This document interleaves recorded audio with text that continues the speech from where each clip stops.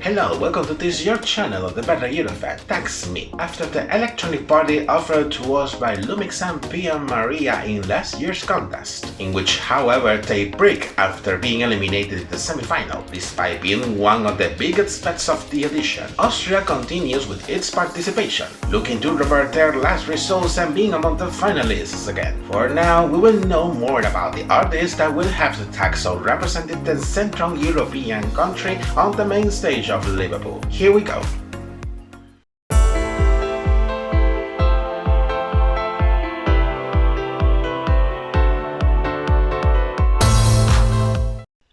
For today's episode, I'm going to review the Austrian entry for Eurovision 2023, which will be represented by the duo of singers Teya and Salena with the song Who the Hell is Edgar? We start by giving a review to the biography and career of both of them, and how they joined forces to participate at the contest on British soil.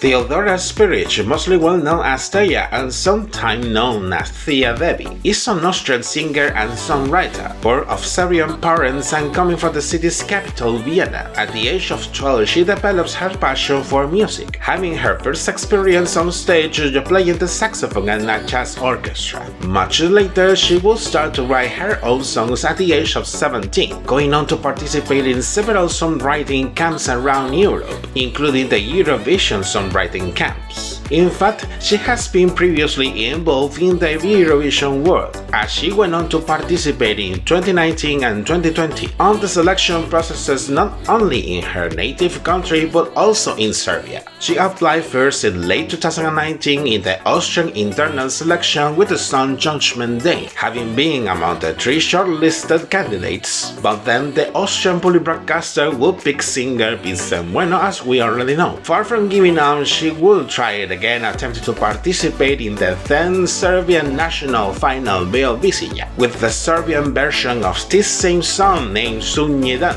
translated with the help of her parents. Having earned 1 spot for the national final, she will qualify to the final show, then placing 10th. It is about to suppose that these were things of the fate, taking into account what happened with the cancellation of the contest because of the COVID-19 pandemic that year. Maybe they were not the right time for her. In the other hand, Selena Maria Edgar, mostly well known as Salena, is also an Austrian singer and songwriter, coming from the city of Leuven in southeastern Austria. She starts to sing since she was 7 years old, and she learned to play guitar taught by herself. In 2017, she participates on the 7th season of the German version of The Voice, being eliminated in the 3rd round of the competition, and 2 years later she will have their first contact with the Eurovision world like Teya, having participated in the Austrian internal selection process 1 year earlier than her, although she was not chosen neither, having decided then the Austrian public broadcaster to select singer Cesar Samson, as we already know. After many years trying to pursue their musical careers separately, they get to know each other in 2021,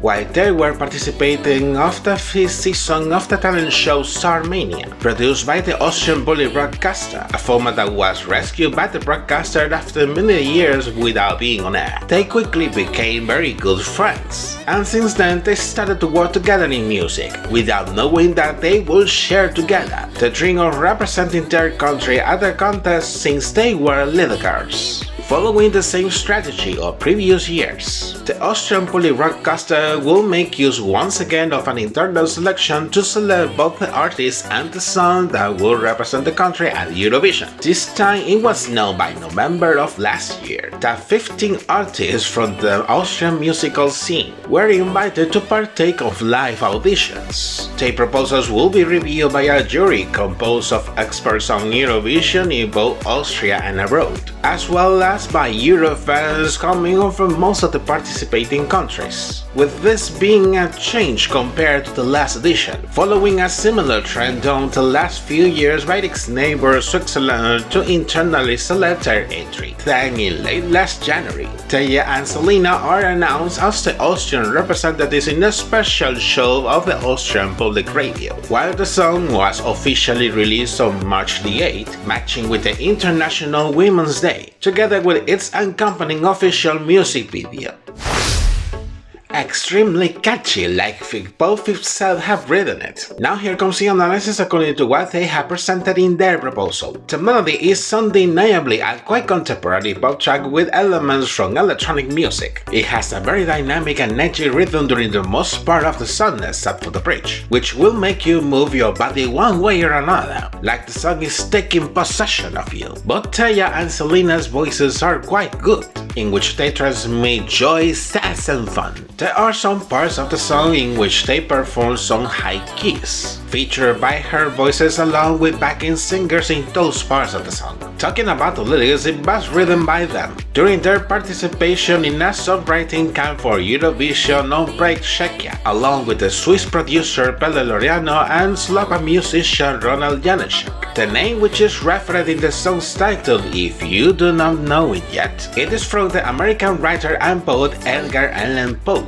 He is mostly regarded as the central figure of the Romanticism in the United States, as well as one of the most famous authors in the American literature. However, much people do not know that his life not only as a writer and poet but also as an editor and literary critic was pretty complicated. During the 19th century in the United States, making a living as an author was very difficult, so he usually had financial issues constantly, despite the legacy he left with his work that has transcended for generations, appearing through popular culture in literature, films, music and television. About the context behind the song, they got inspired of writing a song about him but in a very satirical way, making criticism of the music industry nowadays, and the treatment received by the songwriters in this industry, especially the female ones, mixing it up with their own experience as songwriters, in which in a similar way like Edgar, they are facing difficulties on having a spot on the musical scene. Now if you read the lyrics in detail, you can see much of the criticism cited by them, along with many references to Edgar. First, there's a short dialogue in the song's intro, where Salena praises Teya for the composition she has done, and how such a good writer she is. But Teya replies that it was not her, that it was Edgar. Then Salena wonders at the song's title,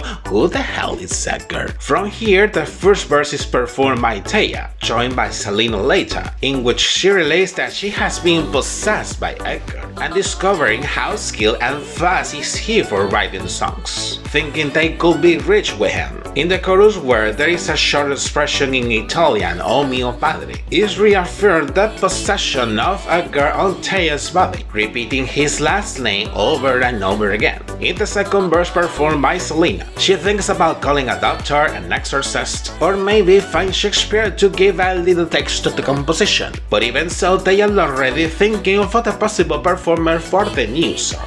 During the bridge performed by the two of them, there is a number, 0.003. This is currently the amount paid to an artist by Spotify every time he streams a song of his repertoire on the streaming platform, and that is the main focus of the satire. If you are a renowned artist and your song is a hit, the number of streams will evidently raise, and then the profit will be pretty high, just only with the playbacks in the streaming platform. But if you are mostly an unknown artist, you will not have too many streams, then the profit will be much lower, coming to the rhetorical phrases. Give me 2 years and your dinner will be free. Gas station champagne is on me. Edgar cannot pay rent for me. Making reference to the message transmitted with the song, it is a claim of how underrated it is to work as a songwriter, in which if you are not a superstar, no matter how talented you could be, it is technically quite difficult to make it profitable enough to at least pay the bills, which was the same situation that Edgar Allan Poe faced in his days. It is an additional reflection of what happens with the rating of the careers and professions, which is usually quite subjective, finding out that there are jobs that are much more profitable compared with others. And I can mention a lot of examples, but beyond that, the intention with the song is to stand out for more labor justice, with the goal that everyone can have a good life working in the career or profession they like to do. Having reviewed the song, now I'm going to analyze the official music video release for this proposal. The plot is developed in an office of a sort of a record label, probably set in the 1970s or 1980s, judging by the clothes and accessories worn by all the characters in the music video. At first, Teya and Salena are two of the office workers, having the conversation featured in the song's intro. During the first verse, both Teya and Salena write the song in a typewriter which is casually named Edgar, while an executive and another office worker stares at them with suspicion. By the first chorus, the executive man approaches them to lift out the sheet from the typewriter, with them looking at him surprised. And when he starts reading the sheet, he has an expression of delight and surprise. Then later his body starts to move, making the office worker that was with him to suspect, and then he unconsciously throws the sheet and starts dancing, like he was possessed of experiencing some kind of spell, while the rest of the office workers look at the man astonished. Teya and Salena look at each other surprised, realizing that the song had the possibilities of making an impact and being a hit. On the next scene, Salena performs the second verse, while they are in a file cabinet changing up their clothes, looking more like executive men, even using fake mustache themselves. By the second chorus, the scene changes, and now they are dressed like executive men, in a boardroom with many managers of the record label, which are in a musical frenzy because of the lyrics of the song, dancing a particular choreography and enjoying a great time. In some moment, the office worker from before gets into the boardroom with an inspector, which looks confused at the situation happening, and then she insisting on arresting Teya and Salena and taking them to the police station. It is pretty curious that she's not affected by the song like the rest of the people, maybe because she has not read it yet. During the bridge, Teya already in the police station at the detention zone, maybe waiting for the police report. Then Salena has the idea of using her lipstick to write in the glasses, with Teya joining her a few moments later, until the inspector gets to the detention area, with his expression looking surprised and incredulous at the same time. In the final chorus, there are alternating shots of them doing the same choreography seen earlier, in the office, in the boardroom, and in the parking. Another scene also reveals that the surprise and incredulity of the inspector was because of finding out his colleagues dancing unconsciously and non-stop, and the glasses painted with the word "pose" several times, realizing that they could escape by writing the song in those glasses, knowing beforehand the spelling effects of the people who read it. Towards the end of the music video, Teya and Salena are inside a car laughing at each other, being aware that they rode ahead. Then they start the engine to get out of the parking, while the office worker tries to go after them, wondering like the song's title, "Who the hell is that girl?" closing them the performance. Making a summary of all of the comments, the Austrian entry for this year is absolutely a bop. I consider that the proposal has many ingredients to make it remarkable. It is fun, it is catchy, it is satirical, and it is radical. I'm pretty sure that a lot of people among the audience will be enchanted and dance with the song until not bearing anymore like in the music video. For the staging in Liverpool, it could be seen during the rehearsals that they will wear matching outfits with the colors of the Austrian flag, joined by 4 female dancers, which will be doing the same choreography seen in the music video. It was also seen that the visual graphics are made with mosaics of the female dancers, and in some case shaping Edgar Allan Poe's face, while the spotlights are white in red matching with the outfits as well. Their live performance in the second semi-final confirmed status as favorite since the song was released, with the audience singing and dancing all the time, making a really memorable performance which has granted them their qualification to the grand final. Tonight, by the way, they will be in charge of opening the show, so there is expectation in which will be the voting results for that, although independent of the final result. There is no doubt that it will be one of the Eurovision hits of the season. And you, what do you think about the Austrian entry for this year? Come on and write down your comments below. I'm sure that the discussion is going to be really interesting. And this is it for today's episode. If you have come to the end of this video, I invite you to give a like, subscribe to my channel, enable notifications for the next reviews, and follow me through my social media as well. Take care and see you in the next episode. Bye bye.